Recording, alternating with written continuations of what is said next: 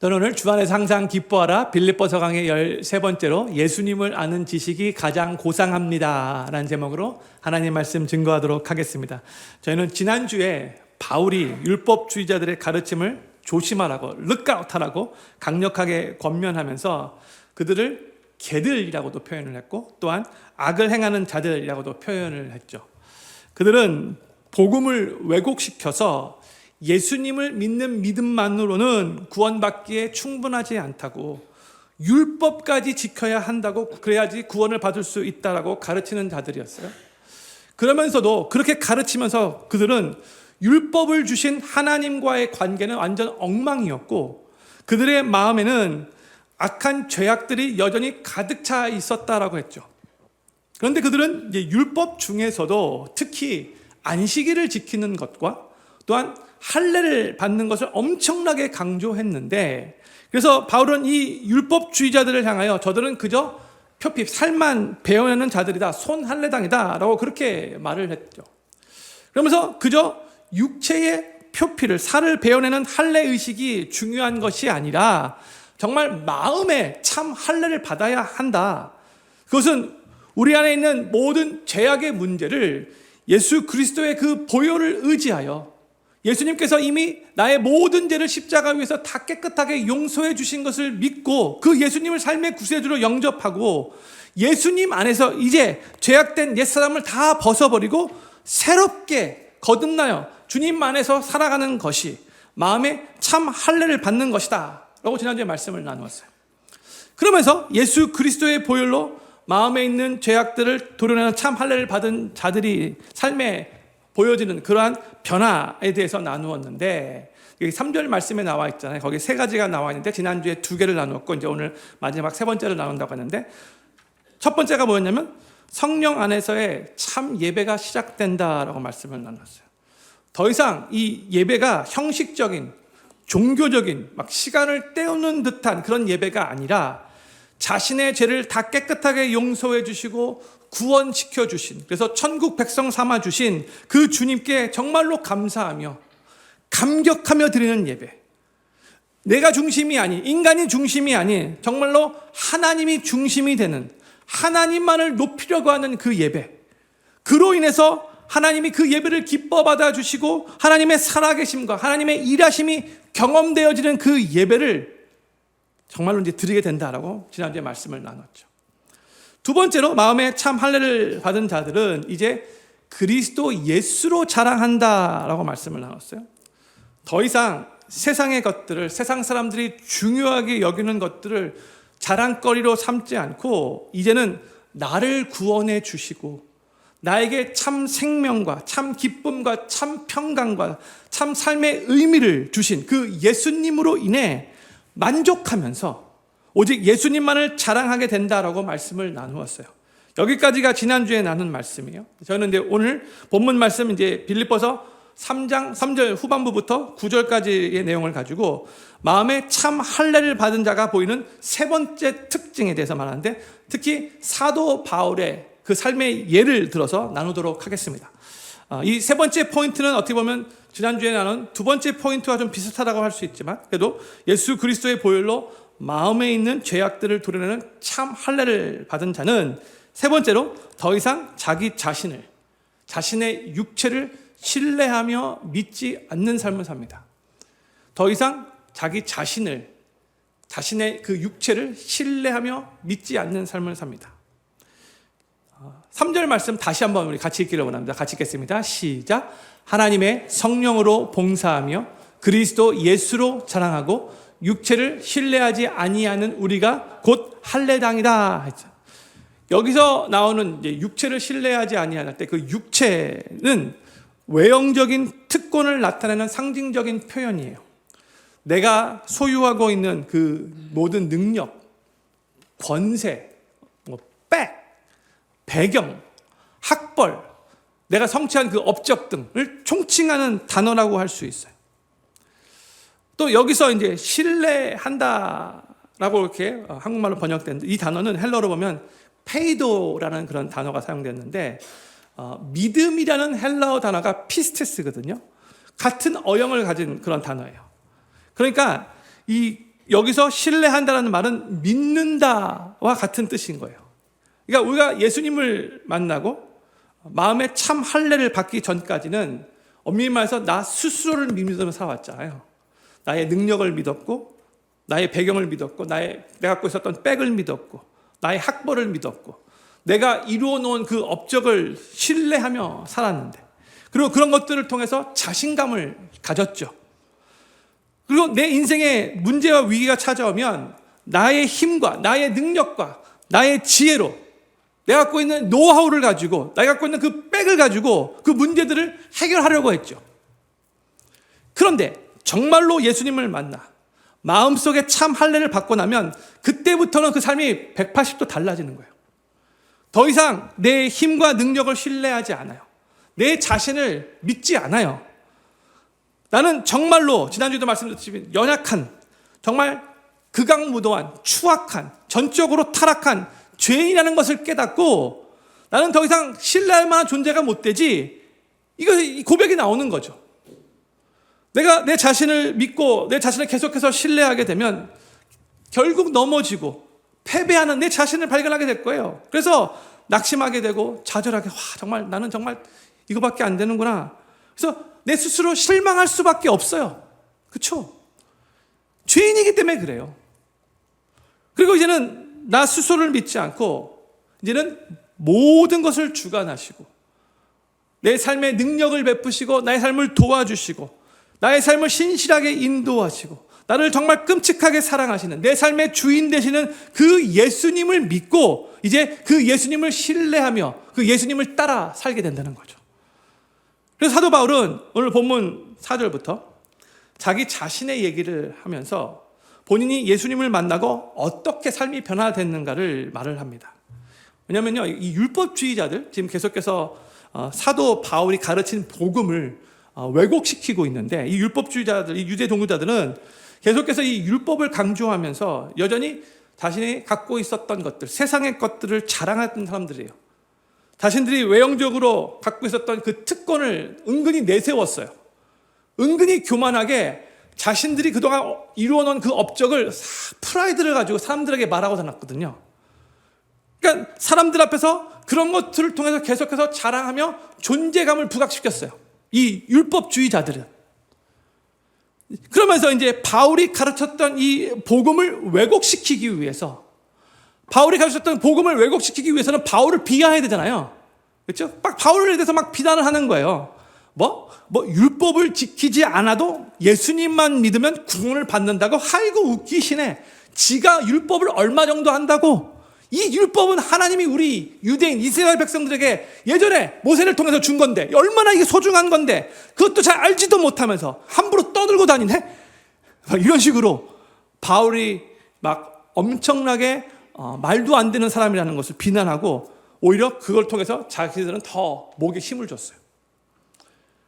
근데 그것에 대해서 바울이 오케이, 저 율법주의자들이 그렇게 중요하게 여기면서 주장하는 것, 그렇게 자기들 잘났다고 자랑하는 자랑거리들, 사실 나도 그들 못지않게, 아니 오히려 더 많이 갖고 있는데 하는 식으로 4절에서부터 이런 말을 시작하는 거예요. 이게 사도 바울이 자기 자신을 자랑하기 위해서 이런 말을 하고 있는 건 아니에요. 4절 말씀 같이 읽겠습니다. 시작. 그러나 나도 육체를 신뢰할 만하니, 아니 누구든지 다른 이가 육체를 신뢰할 만한 것이 있는 줄로 생각하면 나는 더욱 그러하리니 그랬어요. 이렇게 나도 자랑할 거, 너희들이 자랑하는 거 나도 더 있어, 이렇게 말한 거죠. 그러면서 이제 바울이 5절과 6절에서 자신이 갖고 있는, 어떻게 보면 모든 유대인들이 부러워할 만한 엄청난 스펙들을 하나씩 열거를 합니다. 5절과 6절 말씀 제가 읽을게요. 내가 8일 만에 할례를 받고 이스라엘의 족속이요 베냐민의 지파요 히브리인 중에 히브리인이요 율법으로는 바리새인이요 열심으로는 교회를 핍박하고 율법의 의로는 흠이 없는 자로라 했어요. 지금 바울이 여기서 7개의 자랑거리들을 나열했어요. 제가 하나씩 짧게 뭘 의미하는가를 설명해 드리도록 하겠습니다. 첫 번째, 내가 8일 만에 할례를 받고, 이게 무슨 의미인가? 정통 유대인들은 태어난 지 8일 만에 할례를 받아요. 그런데 이제 아브라함의 서자였던 이스마엘의 후손들은 13살 때 할례를 받았고요. 또한 이제 이방인이었다가 이 구약 성경을 읽고 유대교로 개종한 사람들도 많이 생기기 시작했는데 그들은 개종할 당시에 이제 할례를 받게 되는 거죠.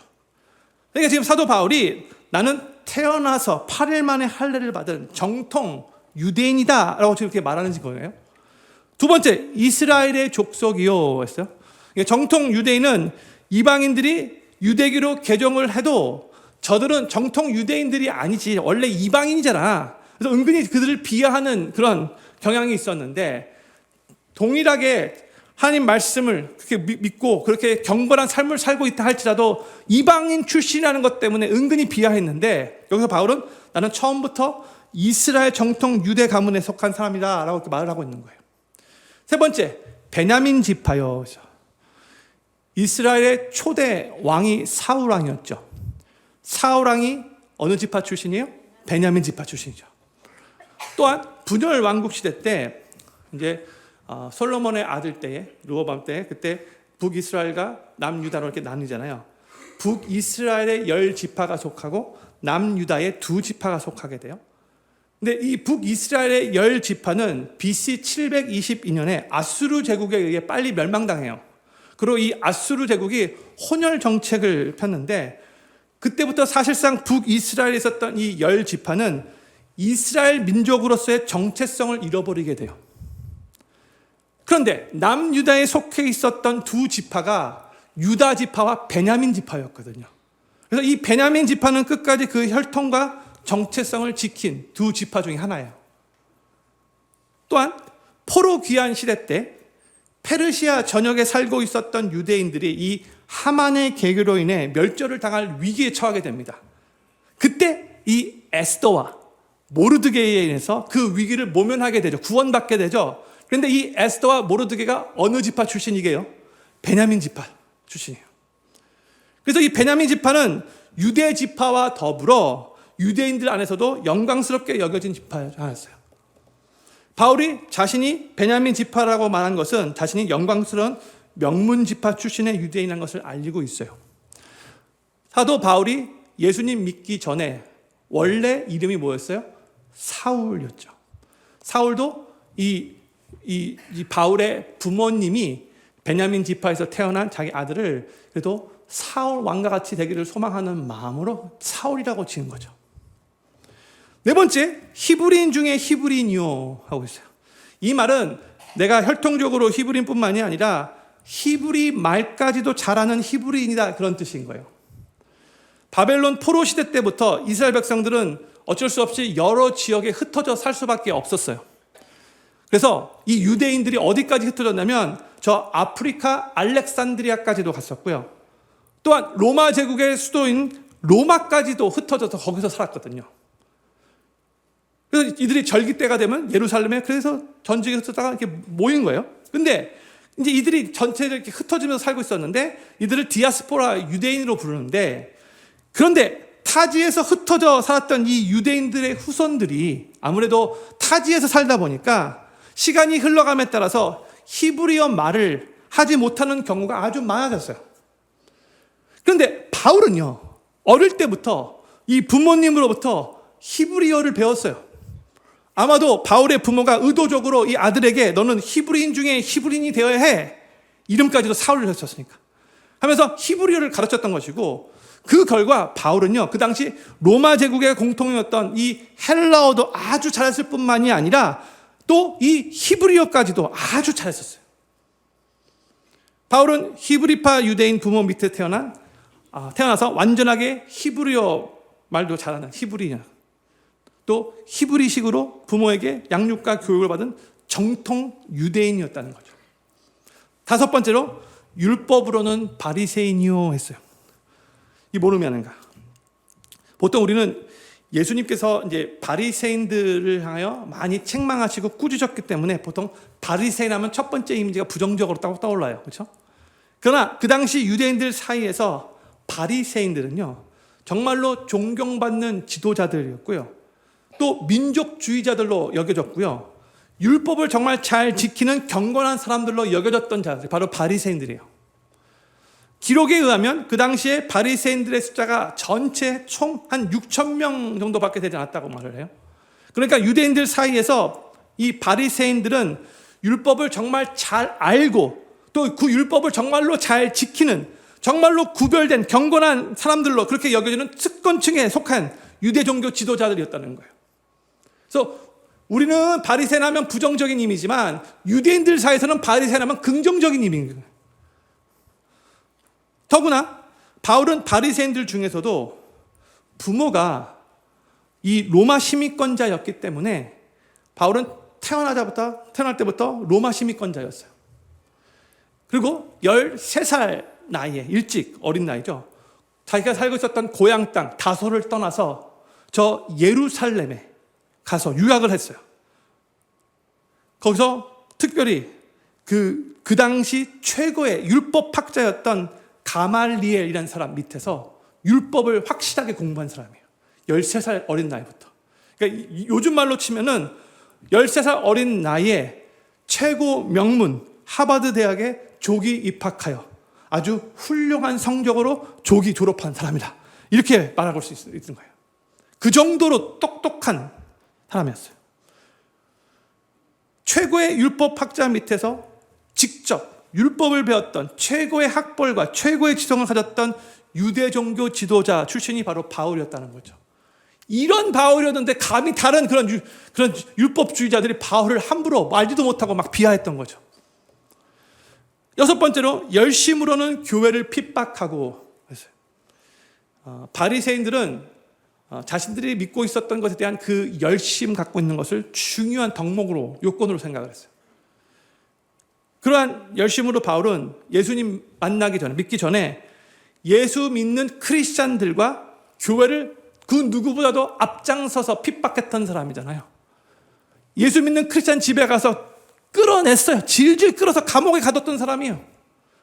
그것으로 성이 타지 않아서 저 멀리 예루살렘에서 멀리 떨어진 다메섹까지 가가지고 거기에서 예수 믿는 이 예수쟁이들 붙잡아서 잡아오려고 그렇게까지 갔던 사람이에요. 가는 길에 예수님을 만나긴 했지만 솔선수범하여 그 모든 일을 서슴없이 행했던 조폭 용어로 하면 정말 행동대장과 같은 사람이었어요. 앞장서서. 그러니까 바리새인들이라고 다 바울 같지 않았어요. 근데 바울은 이 정도의 열심까지 갖고 있었던, 그래서 바리새인들 사이에서도 젊은 사람이 정말 다르구나, 탁월하구나 이렇게 인정받고 알아주었던 사람이었다는 거예요. 그러니까 유대 종교 그 안에서 그 유대 종교 지도자들 서클 안에서도 어느 정도 올라갈 수 있을 만큼 올라간 높은 정상까지 찍은 그런 사람이었다는 거예요. 근데 게다가 일곱 번째는 바울이 자기가 율법으로는 흠이 없는 자라고 이렇게까지 말을 했어요. 이 말은 사람이 어떻게 죄가 전혀 없을 수 있겠습니까? 그러니까 죄가 전혀 없는 마음까지도 깨끗한 완벽한 삶을 살았다는 그런 뜻은 이제 아니지만 겉으로 볼 때 사람들에게 보여지는 것은 율법에서 요구하는 것들을 정말 잘 지키는 것 같이 보여져서 사람들 앞에서도 자신의 의를 세울 수 있을 정도의 삶을 살았다는 뜻이죠. 오늘 유대 종교 지도자들 중에서도요, 권력이 있거나 아니면 이 부를 가진 사람들은요, 윤리성과 도덕성이 엄청나게 많이 떨어진 사람들이 있었거든요. 그런데 이 바울의 경우는요, 물질도 있었고 권력도 있었지만 또 윤리적으로도 정말 흠이 없을 정도로 여겨지는 삶을 살았다는 거예요. 이 정도면요, 그 당시 유대인들에게는 심지어 유대 종교 지도자들 사이에서도 당대 최고의 스펙을 가진, 조금도 부러울 것이 없고 아쉬울 것이 없는 최고의 배경이라고 할 수 있어요. 요즘으로 치면 엄친아죠. 엄마 친구 아들. 항상 비교의 대상이 되는 완벽한 아들. 그죠? 바로 바울이 그랬어요. 그런데 이와 같이 모든 유대인들이 부러워할 만한 스펙을 갖고 있었는데, 이제 7절에서 바울이 뭐라고 고백을 하는가? 우리 7절 말씀 같이 읽겠습니다. 7절 시작. 그러나 무엇이든지 내게 유익하던 것을 내가 그리스도를 위하여 다 해로 여길 뿐더러 했어요. 이 7절 말씀이 무슨 단어로 시작해요? 그러나, 영어로 but, 그렇죠? 이 그러나라는 접속사는 지금까지 말한 내용을 완전히 180도 반전시키는 그런 표현이죠. 바울은 5절과 6절에서 사람들이 그토록 중요시 여기고 부러워하는 그 찬란한 스펙을 다 내가 갖고 있다, 이렇게 얘기를 했죠. 근데 그 말을 하고 싶었던 게 아니에요. 이제 이 말을 하고 싶었던 거예요. 그래서 7절로 들어와서 그러나 but 바울의 인생 가운데 엄청난 터닝 포인트가 있었다는 것을 우리에게 알려주고 있는 거죠.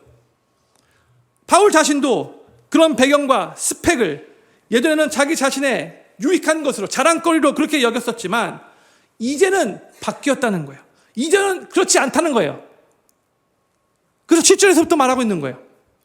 사람들이 볼 때는 남부럽지 않은 최고의 자랑거리인데 누구나 갖고 싶어하고 정말 누구나 얻고 싶어하는 그 최고의 백이고 배경인데 어떤 사람은 평생 애를 써도 평생 노력해도 갖기 힘든 바로 그러한 스펙도 있는데 바로 이제 이 모든 것이 나에게는 아무것도 아니다.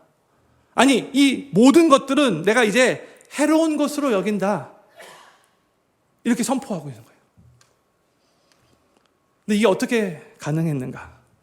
8절과 9절 전반부에 보면 그 답이 나와 있어요. 8절과 9절 전반부까지 같이 천천히 읽겠습니다. 시작. 또한 모든 것을 해로 여김은 내 주 그리스도 예수를 아는 지식이 가장 고상함을 인함이라. 내가 그를 위하여 모든 것을 잃어버리고 배설물로 여김은 그리스도를 얻고 그 안에서 발견되려 함이니. 아멘. 다시 8절 말씀 다시 비춰주세요.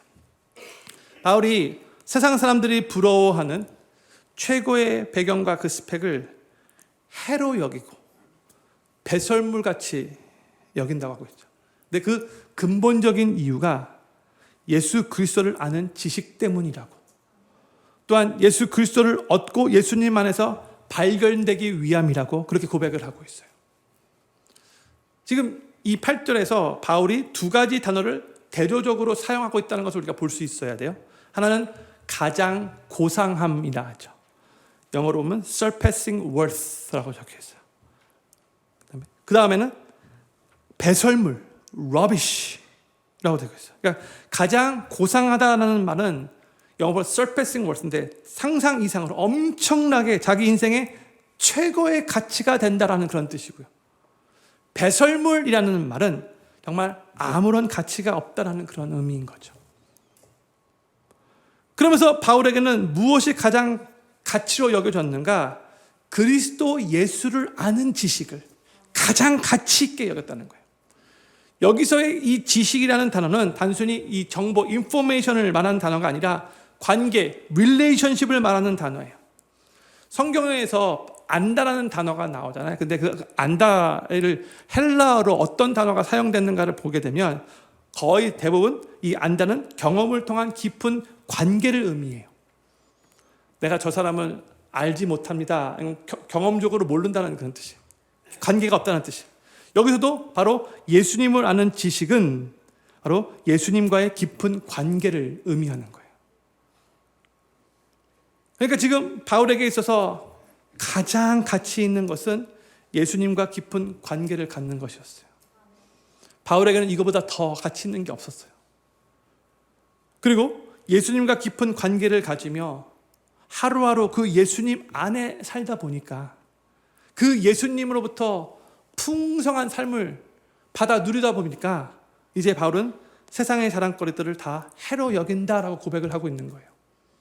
왜냐하면 이제는 내가 만약에 이 세상 것을 추구하게 되면, 이 세상 거리를 내가 자랑거리로 여기게 되면 그게 도리어 예수님과의 그 깊은 관계를 갖는 것에 걸림돌이 되고 자기 신앙생활에 해가 끼쳐진다는 것을 경험했기 때문에 그런 거예요. 그래서 바울은 예수님과 깊은 관계를 맺으며 살다 보니까 이게 너무나 좋으니까, 이게 너무나 소중하니까, 이게 너무나 자기 삶에 정말 귀중하니까 이제는 세상 사람들이 자랑거리로 여기는 그 모든 것들을 배설물과 같이 여길 수 있었던 거예요. 배설물이라는 단어를 사전에서 찾아보면 이렇게 정의하고 있어요. 동물, 사람이 소화하고 난 음식이 찌꺼기로 배출된 것, 주로 똥과 오줌과 땀을 일컫는다, 이렇게 말하고 있어요. 이 배설물. 아무 가치가 없다는 거죠. 좀 더러운 얘기가 될 수 있겠지만 성도님들 화장실 갔다가 이렇게 이런 거 보면 플러시 내릴 때 그 사라질 때 전혀 아깝지 않죠. 바이바이. 그렇죠? 보지도 않는 사람도 있잖아요. 그렇죠? 바로 그렇게 여긴다는 거죠. 세상 사람들에게는 그게 엄청나게 가치 있는 것들이지만 사도 바울은 그것들을 배설물과 같이 여길 수 있다. 지금 고백을 하고 있는 거예요. 정말 대단한 고백이죠. 정말 대단한 고백이에요. 근데 어떻게 이런 고백이 가능했는가? 사도 바울이 고린도후서 4장 7절에서 또 이런 고백을 했어요. 이것 때문에 가능했던 거예요. 우리 같이 유명한 말씀 같이 천천히 읽겠습니다. 시작. 우리가 이 보배를 질그릇에 가셨으니 이는 능력의 힘이 큰 것이 하나님께 있고 우리에게 있지 아니함을 알게 하려 함이라. 아멘. 지금 사도 바울이 말하기를 우리가 이 보배를 가졌대요. 영어로 보면 We have this treasure in jars of clay. 그렇죠? 이 보배라는 단어가 영어로 treasure로 번역되었어요. 그러니까 보화라는 뜻이잖아요. 보화. 그렇죠? treasure. 근데 우리가 보통 이 보화, treasure라는 단어를 사용할 때는 뭘 의미하는 거예요? 정말로 가치 있고, 정말로 소중하고, 정말로 귀중하게 여기는 것을 보화라고 부르는 거잖아요. 그렇죠? 그런데 바울이 이미 가졌다고 하는 이 보화가 지금 누구를 가리키고 있는 거예요? 예수님을 말하고 있는 거잖아요. 우리가 이 보화 되시는 예수님을 가졌다라고 말하고 있는 거잖아요. 그러니까 예수님을 믿는 우리 크리스찬들은 이미 정말로 가치 있고 정말로 귀중한 보화 되시는 그 예수님을 소유하고 있는 거예요. 이 예수님이라는 보화가 세상에 그 무엇보다도 더 가치 있기 때문에 이분보다 더 가치 있는 게 없기 때문에 이 세상의 것을 가지려고 애쓰며 살 필요가 없다는 거예요. 왜요? 이 가장 가치 있는 예수님을 소유하고 있기 때문에 이미. 보면은 거의 대부분의 사람들이 심각성은 조금씩 다르겠지만 다 조금씩 열등감을 가지며 살아가고 있는 것 같아요. 근데 이 열등감이라는 것이 원래 죄로 인해서 우리 안에 생긴 결과인데 이 열등감이 우리의 삶에 굉장히 부정적으로 작용돼요. 사전에서 열등감을 찾아보면 이렇게 정의하고 있어요. 다른 사람에 비하여 자기는 뒤떨어졌다거나 자기에게는 능력이 없다고 생각할 때 생기는 감정 또는 의식, 이렇게 했어요. 저는 여기서 중요한 단어가 비하여라고 생각해요. 비교하여 그 뜻이죠. 사람들은 자기보다 더 많이 갖고 있는 사람과 자신을 비교하며 열등감을 갖는 거예요. 그래서 내가 아무리 많은 것을 갖고 있다 할지라도 나보다 조금 더 많이 갖고 있는 사람과 비교하게 되면 그때 열등감이 또 생기는 거예요. 정말 똑똑한 사람, 인류 대학에서 공부하고 있는 사람, 그러면 우리가 볼 때는 와, 저 사람들은 정말 열등감이 없겠다라고 생각하겠죠? 아니요. 또 그 안에서도 자기가 성적이 예를 들어서 잘 나오지 않고 B 나오고 C 나오면 A 나온 사람에 비해서 또 열등감을 느끼는 거예요. 그래서 다 인류 대학 졸업했어도 다 그러면 열등감이 없는가? 아니에요. 자기보다 더 좋은 또 직장 갖는 사람 보면 또 열등감이 생기는 거예요. 또 그 안에서 또 연봉 또 비교하면서 또 열등감을 갖는 거예요. 이게 우리 인간의 모습인 거죠. 열등감 중에는 어떤 열등감이 있을까요? 첫 번째로 부유하지 못한 데서 오는 열등감이 있어요. 가난에서 오는 열등감. 다른 사람에 비해서 내가 갖고 있는 이 돈이 별로 없어서 오는 열등감. 내가 타고 다니는 자동차가 조금 작을 때, 조금 오래됐을 때, 삐까뻔쩍하지 않고 조금 후질 때, 내가 사는 집이 비좁을 때, 상대방은 이 명품백에 브랜드 옷을 입고 있는데 나는 그렇지 않을 때, 거기서 열등감이 생기는 경우가 많죠. 두 번째로 요즘에는 이제 신체적인 열등감이 더 이제 많아지는 것 같아요. 어느 정도 이제 전체적으로 그래도 좀 부유한 삶을 살다 보니까 이제 신체적인 열등감이 더 많이 생기는 것 같아요. 키가 작다던가, 피부가 검다던가, 혹은 뚱뚱하다던가, 자신의 미모가 받쳐주지 않고 자신이 없으면, 신체적으로 컴플렉스가 있을 때 열등감이 생긴다고 생각해요. 그렇죠? 제 아내가 저의 이 똥배를 보고 가끔씩 뭐라고 말을 해요. 특히 같이 사진을 찍었는데 뒤에 배경이 너무나 멋졌는데 나중에 보니까 제 똥배가 부각되는 사진이 나오면 사진 망쳤다고 막 뭐라고 그래요. 또 똥배 나왔다. 근데 저는 별로 아내의 말에 아랑곳하지 않아요. 이건 배가 나온 게 아니라 내가 키가 크기 때문이라고. 내가 허리가 좀 구부러서 그런 거라고. 내가 자기 키와 비슷하게 맞추기 위해서 이렇게 할 수밖에 없기 때문에 배가 나온 거라고. 내가 허리를 쭉 피면 똥배 안 나온다고 당당하게 말을 하죠. 그러면 제 아내가 참 자존감이 높아서 좋네 이렇게 말을 해요. 그 말 절대로 저를 칭찬하는 말이 아니거든요. 그런데도 저는 그 말을 듣고 땡큐 베리 마치 또 이렇게 말을 해요. 뭐 사실 저는 신체적인 열등감을 전혀 가질 필요가 없잖아요. 그렇죠? 교만하게 들리는 것 같기도 하고 자존감이 높게 들리는 것 같기도 하고 하여튼 헷갈리긴 한데 하여튼 네. 세 번째로 학력에서 오는 또 열등감도 있어요. 좋은 인류 대학을 나오지 않아서 혹은 학위가 높지 않아서 낮아서 오는 그런 열등감이 또 있을 수 있는 거죠.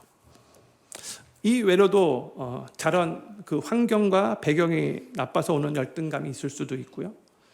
내가 다니는 직장이 별로 좋지 않아서 혹은 내가 갖고 있는 직업이 별로 좋지 않아서 오는 열등감도 있을 수 있죠. 운동을 잘 못해서 운동신경이 없어서 오는 그런 열등감이 있을 수도 있고 재능이 없어서 오는 열등감이 있을 수도 있고 저 사람은 인기가 많은데 나는 별로 인기가 없어서 오는 그런 열등감이 있을 수도 있죠. 근데 거의 대부분의 사람들이 이런 열등감을 한두 개씩 갖고 살아가는 것 같아요. 맥스웰 멀츠라는 의사가 이런 말을 했어요.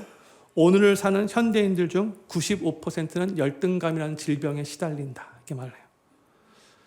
그러니까 이 말은요 거의 모든 사람들이 열등감을 안고 산다는 말이에요. 시달린다라는 말은 그것 때문에 어느 정도 괴로워한다는 그런 뜻이죠. 그래서 그 때문에 이 열등감으로 인해 자꾸 자기보다 더 많이 갖고 더 많이 얻은 이 사람들과 비교하면서 그러면서 자기는 점점점 불행하다고 느끼는 거예요. 아주 이 열등감이 안 좋게 우리 삶에 작용을 해요. 그런데 사람들이 이 열등감을 극복하기 위해서 보통 주로 하는 일이 무엇인가? 각자 나름대로 세상의 가치관을 사람들이 중요시 여기는 그 자랑거리, 그 부귀영화를 더 가지려고 노력해요. 그래서 자꾸 거칠로 사람들에게 보여지는 그 껍데기로 자신을 포장해서 내면 안에 있는 그 열등감을 감추려고 하는 거죠. 더 많이 소유하고 더 많이 높아지려고 해서 나는 이런 사람이야 라고 은근히 과시하고 싶은 거죠. 그러나 예수님을 믿는 우리 크리스찬들은 이미 우리 안에 예수님이 보화로 계시기 때문에 그 예수님께 집중하면 그 예수님과의 관계에서 오는 영적인 풍성함에 집중하면 그 예수님께서 주시는 그 영적인 풍성함을 우리 삶 가운데 매일매일 누리며 살면 우리는 이 모든 열등감으로부터 자유로워질 수 있는 거예요. 이 사도 바울의 고백 고린도후서 4장 7절과 항상 패키지로 가는 또 다른 구절이 고린도후서 6장 9절 10절 말씀이에요. 우리 9절 10절 말씀을 같이 천천히 우리의 고백으로 읽었으면 좋겠습니다. 시작. 무명한 자 같으나 유명한 자여 죽은 자 같으나 보라 우리가 살고 징계를 받은 자 같으나 죽임을 당하지 아니하고 근심하는 자 같으나 항상 기뻐하고 가난한 자 같으나 많은 사람을 부요하게 하고 아무것도 없는 자 같으나 모든 것을 가진 자로라. 아멘. 이 사도 바울의 고백이 너무 멋지지 않나요? 무명한 자 같으나 유명한 자래. 가난한 자 같으나 많은 사람들을 더불어 부요하게 하는 자래요. 아무것도 없는 것 같으나 모든 것을 가진 자래요. 어떻게 바울이 이렇게 고백할 수 있었던 거죠? 우리가 사람들 앞에서 무명한 자같이 보이지만 예수님이 우리와 함께하고 계시기에 우리는 유명한 자입니다. 우리가 사람들에게 가난한 자같이 보이겠지만 우리 안에 예수님이, 보화 되시는 예수님이 함께하고 계시기에 우리는 많은 사람들을 부유하게 하는 사람들입니다. 아무것도 없는 자 같아 보이지만 우리 예수님이 우리와 함께하고 계시기에 우리는 모든 것을 가진 사람들입니다. 이렇게 사도 바울이 당당하게 고백하고 있는 거예요. 왜요? 예수님, 보화 되시는 예수님을 그 안에 소유하고 그 예수님을 매일매일 경험하고 있었기 때문에. 사랑하는 필경교회 성도님들, 천지를 창조하시고 온 우주 만물의 주인이 되시고 전능하시고 전지하신 우리 주님께서 내 인생에 최고로 가치 있는 보화로 함께하고 계심을 알고 그 예수님과 친밀한 관계를 맺고 있으면 나는 정말 모든 것을 가진 자라고 담대하게 고백할 수 있어요. 그 예수님 때문에.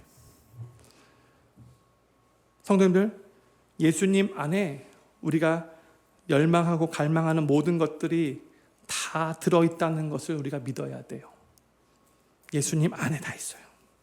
한번 잘 생각해 보세요. 우리 사람들이 정말 궁극적으로 갈망하는 것이 무엇인가?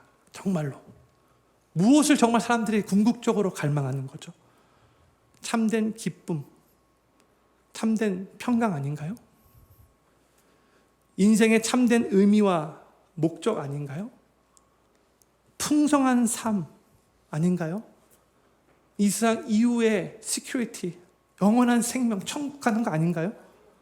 이런 것을 엄밀히 하면 이 궁극적인 우리 갈망하면서 살아가고 있는 거잖아요. 그런데 보세요. 참된 삶의 기쁨과 평안이 우리 예수님 안에 있잖아요. 참된 인생의 의미와 목적이 예수님 안에 있는 것이고 풍성한 생명이 바로 우리 예수님 안에 있는 것이고 저 영원한 천국의 소망이 바로 우리 예수님 안에 있어요. 그런데 분명히 예수님 안에 우리가 갈망하고 있는 이 모든 것들이 다 있는데 사람들은 심지어 예수님을 믿는다고 하는 크리스찬들은 이 예수님과의 관계는 별로 소중히 여기지 않고 그 예수님과의 깊은 관계를 통해서 누릴 수 있는 영적인 풍성한 삶에는 별로 관심이 없고 자꾸 세상 사람들과 동일하게 세상의 그 부귀영화를 더 얻기 위해 그 부귀영화를 추구하며 살려고 한다는 거예요. 이게 문제인 거죠. 그런데요, 돈을 추구하면 추구할수록 권세와 명예를 추구하면 추구할수록 사람들의 인정을 추구하면 추구할수록 세상의 쾌락을 즐기면 즐길수록 이 풍성한 생명과 참된 평안과 참된 기쁨과 인생의 참된 의미와 목적을 얻는 것이 아니고요. 도리어 결과적으로 더 큰 갈증과 허무함과 불안만 더 쌓이게 돼요. 이게 성경의 가르침이죠. 그리고 우리 주변에 있는 사람들을 보면 그렇죠. 왜냐? 거기에는 처음부터 참된 만족이 있을 수 없기 때문에 그래요. 하나님께서 우리 인간을 창조하실 때 그런 세상 것들을 통해서 우리를 만족한 삶을 누리도록 창조하신 게 아니에요. 주님의 다스림을 받고 주님 안에 거할 때에 주님이 주신 참된 만족이 있는 거죠. 정말로 예수 그리스도를 만나서 예수님과의 깊은 관계 가운데 거하게 되면 사도 바울과 같이 이 세상의 것들을 다 배설물과 같이 여기며 살 수 있게 되는 거예요. 왜냐? 보화 되시는 예수님 안에 이미 모든 것들이 다 들어있기 때문에 그 예수님이 친밀한 관계 가운데 우리들에게도 그 풍성함을 나눠주시기 원하시기 때문에 그러므로 우리 삶의 진정한 그 열망은 예수 그리스도를 만나서 예수님 안에 거하며 예수님과 친밀한 관계를 맺고 사는 것이 되어야 돼요. 그 무엇보다도 우리는 이걸 최고의 열망으로, 갈망으로 여겨야 돼요. Our strongest desire has to be intimate relationship with Jesus Christ. 모든 것을 갖고 있어도 예수님이 없으면 모든 것을 잃은 것이고요. 모든 것을 다 잃어도 예수님을 있으면 모든 것을 다 얻게 되는 거예요. 예수님 한 분만 계시면 충분한 겁니다. 혹시 여기 계신 분들 중에 만약 아직도 예수님 안에서 누릴 수 있는 것들 온전히 누리지 못하고 사시는 분 계시다면 오늘 꼭 하나님 앞에 이렇게 기도하실 수 있기를 바라요. 주님, 내가 예수님을 진짜로 깊이 만나서 더 이상 세상 것들, 나에게 허망함만 갖다 주는 이 세상 것들 갈망하는 삶이 아니라 이제는 예수님 한 분만으로 만족하고 충분합니다라고 고백할 수 있는 삶을 살기를 소망합니다. 예수님 안에서의 풍성한 삶이요, 예수님 안에서의 참된 기쁨과 평강, 예수님 안에서 인생의 참된 의미와 목적, 저 천국을 소유한 천국 백성으로서의 참 소망을 누리며 이 세상을 더욱더 당당하게 열등감으로부터 다 자유함 받고 주님과 함께 당당하게 살아갈 수 있도록 도와주십시오. 이렇게 기도하실 수 있기를 바라요. 저는 여기 계신 모든 분들이 예수님과 깊은 관계를 맺는 것을 삶의 가장 가치 있는 것으로 여기실 수 있기를 바라고, 예수 그리스도를 향한 그 열망이 점점 더 커지고, 또한 예수님과의 깊은 관계를 통해 삶의 모든 열등감으로부터 자유로워지고 예수님 안에서 이 세상이 줄 수 없는 오직 주님만 주시는 그 풍성한 생명을 누리시게 되기를 우리 삶의 참된 보화 되시는, 참된 소중한 가치 되시는 우리 구주 예수님의 이름으로 간절히 축원합니다. 우리 다 자리에서 일어나셔서